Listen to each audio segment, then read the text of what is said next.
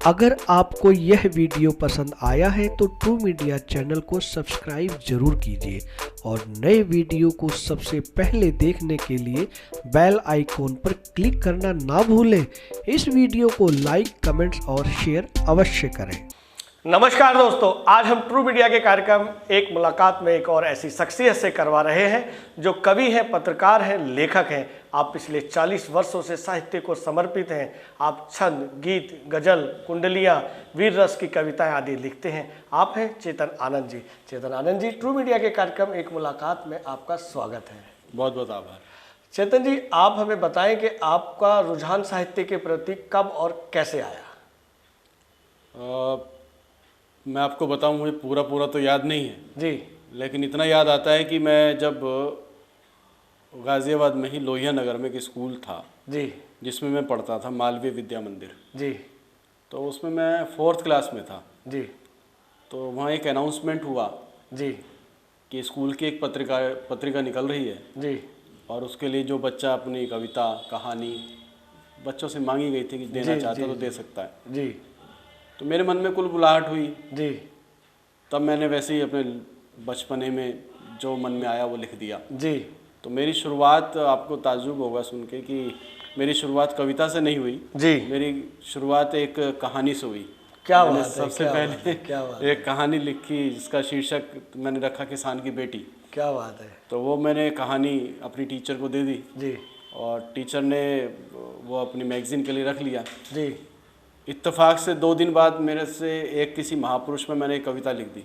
क्या बात है। छोटी सी कविता थी, मुझे याद नहीं आज इतने वर्षों बाद। जी, तो वो कहानी भी के बाद वो कविता भी मैंने उनको दी। तो वो याद है कि स्कूल के मैगज़ीन में दोनों छपी थी। क्या बात है। उसके बाद से मैं 7-8 वर्ष का ही रहा हूँगा तब तो। जी, उसके बाद जो भी टूटा फूटा आता है वो लिखता रहता हूँ और लिखते लिखते बस ऐसी यात्रा शुरुआत हुई। क्या बात है, बधाई आपको, भाग्यशाली है आप। जी, माँ सरस्वती की कृपा आपको बचपन से ही मिली हुई है। बस भगवान की देन है जी। हम तो खुदा के मुंशी हैं, वो चाहे तो वही लिखवाता है हमसे। जी, चेतन जी, अब तक अपनी कितनी पुस्तकें प्रकाशित हो चुकी हैं? मेरी एक्चुअली आनी तो बहुत सारी चाहिए थी जी।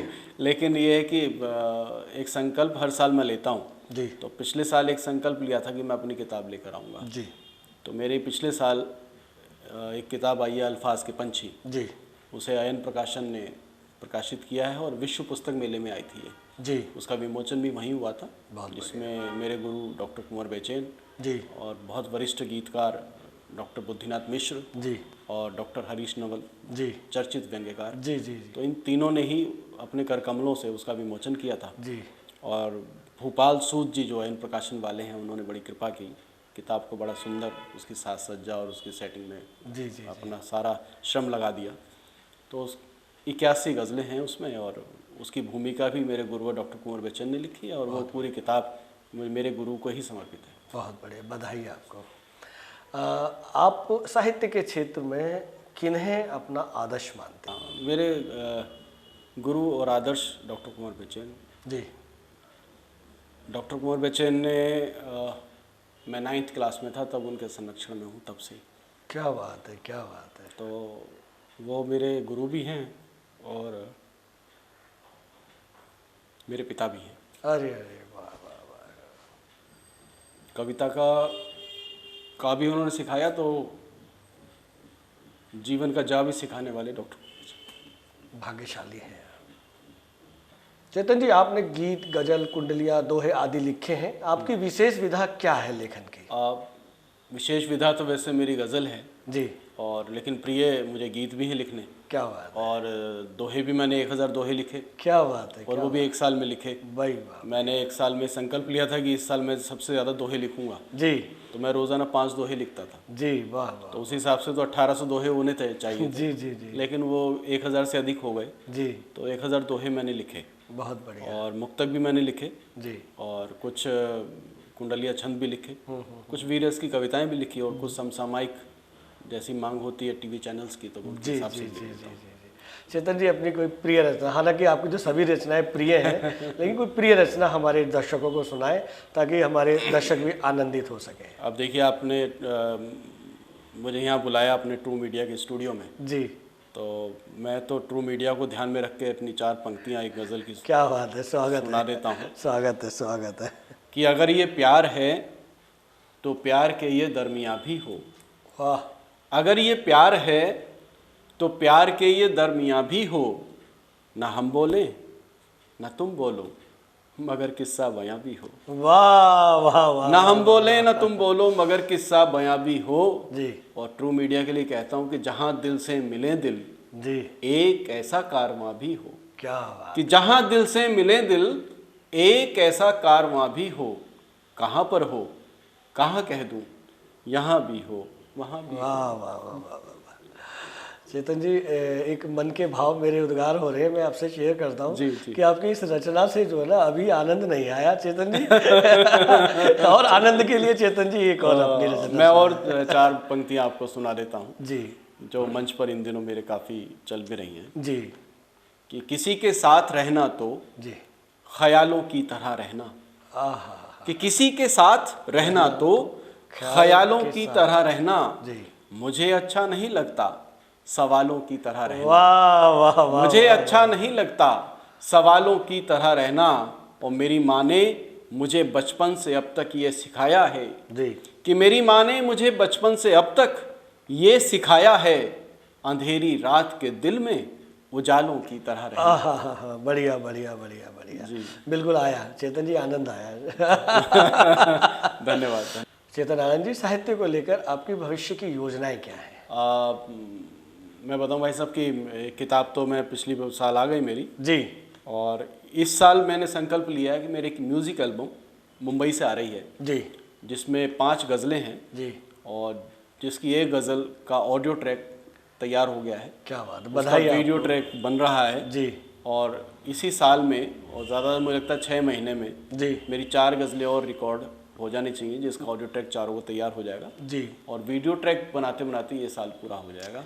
तो इस साल तो मेरा म्यूज़िक एल्बम आ रहा है। जी इसके अलावा मैं जब हिंदुस्तान टाइम्स में था जी और गाज़ियाबाद में मेरी पोस्टिंग थी जी तो मैंने एक धरोहर कॉलम मेरा चलता था, हर गुरुवार को वो छपता था। जी, तो तब जब मैंने ये शुरुआत की थी तब उस समय हापुड़ डिस्ट्रिक्ट अलग नहीं था। जी लोनी से गढ़मुक्तेश्वर तक गाज़ियाबाद ज़िला लगता था। जी, तो मैंने अंग्रेज़ों के और मुग़लों के समय की कुछ ऐतिहासिक चीज़ों की पड़ताल की थी, स्मारकों की, स्थानों की। जी, तो उस पर मैंने पूरा 1 साल अभियान चलाया। क्या बात है। तो वो पूरा मेरा एपिसोड था। तो मेरी गाज़ियाबाद की ऐतिहासिक धरोहर जो 150 पेज की कम से कम किताब होगी, जी वो एक किताब मेरी तैयार है। जी ऐतिहासिक दृष्टि से आपको अच्छी लगेगी क्योंकि वो कॉलम मेरा बड़ा चर्चित हुआ था उस जी समय। जी, उसके अलावा मेरी एक गज़लों की तैयारी और है जिसमें मेरी 80 गज़लें और आएंगी। जी इसके अलावा मेरा एक गीत संकलन तैयार है, जी, एक मेरा मुक्तकों का संकलन भी तैयार है। क्या बात है, क्या बात। तो ये मेरा काम चल रहा है। बाकी कई वर्षों की आगामी धरोहर की तैयारी आपकी चल रही है, लेकिन जैसा आपने बताया कि हर साल का आपने प्रण लिया हुआ है, तो 2019 में म्यूजिक एल्बम का आपका प्रण है। बिल्कुल, बिल्कुल। तो हम चाहेंगे अपने दर्शकों के लिए कि अपनी म्यूजिक एल्बम के कुछ अंश हमें जरूर सुनाएं। जो गज़ल है वो मुंबई में जो रिकॉर्ड हुई है जी उसकी धुन बनाई है मराठी फिल्मों के बहुत बड़े म्यूज़िक डायरेक्टर हैं श्री इंद्रनील ओक जी, वो गज़लें भी बहुत अच्छी गाते हैं। उनका पूरा घराना ही सिंगर्स का है, गायकों का है। बहुत बढ़िया। उनके पिता भी बहुत अच्छे गायक हैं, जी उनकी माँ भी बहुत अच्छी गायक हैं। जी, इंद्रनील की जो पत्नी जी। है हमारी भाभी यानी, वो भी बहुत अच्छी गायिका हैं। बढ़िया। तो उन्होंने उसको गाया है। तो वो गज़लें तो मैंने कई दिखाई थी उन्हें, लेकिन उन्हें यही पसंद आई जिस पे उन्होंने धुन बड़ी खूबसूरत बनाई। जी तो वो ही गा के सुनाएंगे, मैं गाता तो नहीं, जी जी लेकिन उसके जो अल्फाज हैं मैं 2-4 पंक्तियाँ उसकी सुना देता हूँ। जी, कि मैंने लिखा कि यही चाहिए था यही चाहते हैं, कि यही चाहिए था यही चाहते हैं, तुम्हारी खुशी में खुशी चाहते हैं, तुम्हारी खुशी में खुशी चाहते हैं। और चलो आज तुम ही बता दो तुम्हें हम, चलो आज तुम ही बता दो तुम्हें हम, गलत चाहते हैं सही चाहते। वाह वाह वाह, बधाइयाँ आपको, अग्रिम शुभकामनाएं। 2019 के संकल्प की आपको बहुत बहुत शुभकामनाएं। और आनंद साहब, एक और हम आपसे, जो हमारे नामांकुर साहित्यकार हैं जो हमारे, उनके लिए भी आप कोई संदेश दें ताकि वो भी कुछ अच्छा और कुछ नया कर। संदेश तो मैं इतना बड़ा नहीं हुआ हूँ, अभी मैं भी नवांकुर ही हूँ जी। मैं अपने आप को उससे बाहर नहीं समझता जी, क्योंकि ताउम्र आदमी छात्र ही रहता है और मैं छात्र ही बना रहना चाहता हूँ जी जी जी।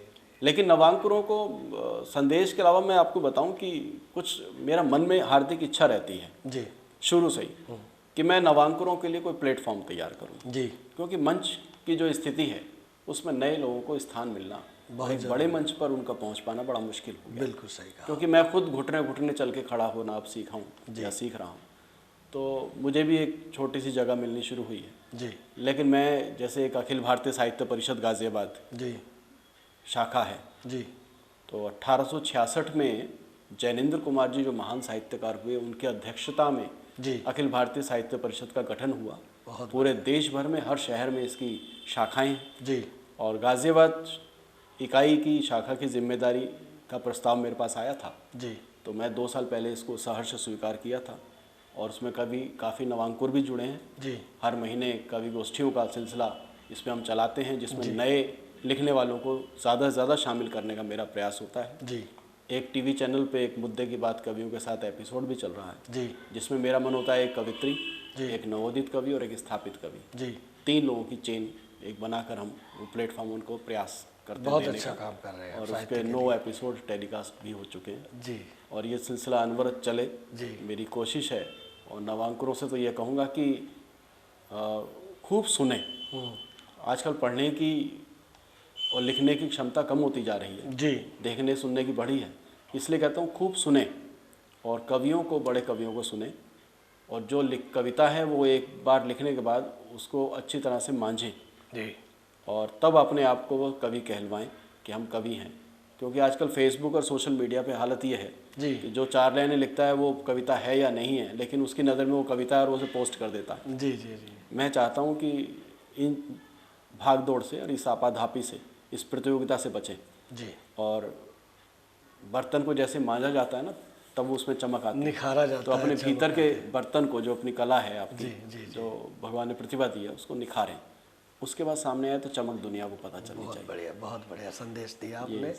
और इसी के साथ मैं चेतनानंद जी आपका धन्यवाद करूंगा कि आपने अपने बेशकीमती समय में ट्रू मीडिया के कार्यक्रम में एक मुलाकात में अपना समय दिया। मैं आभार आपका भी दूंगा कि आपने मुझे मौका दिया और मैं ट्रू मीडिया के इस मुहिम का बहुत स्वागत करता हूं, सराहना करता हूं। मुझे विश्वास है कि आपका ये मंच जिस मुहिम को लेकर चला है, नवोदित कवियों को और स्थापित कवियों को लेकर चलने का, वो एक इतिहास बनेगा, एक मिसाल कायम करेगा। नमस्कार।